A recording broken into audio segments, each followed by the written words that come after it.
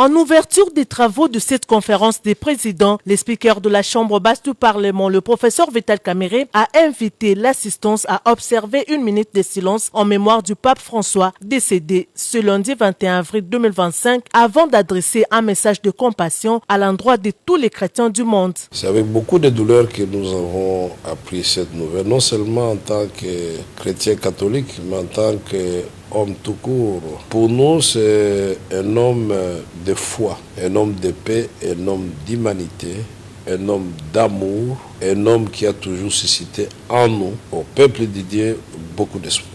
Et ça intervient en ce lundi pascal, la fête de la résurrection. Pour nous, nous pensons que le pape, sur le plan charnel, est mort, mais il va vivre dans la félicité du Christ et va continuer à intercéder pour nous auprès du Père. C'est un pape qui allait partout où il y avait la guerre. Il a été au Caire, en Égypte.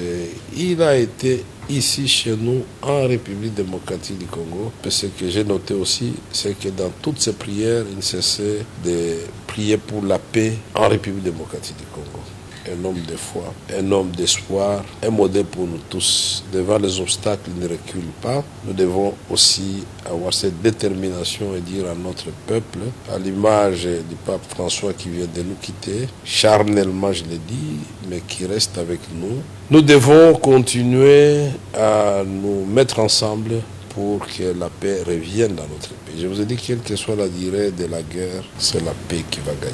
Que l'âme de notre bienheureux pape François repose en paix.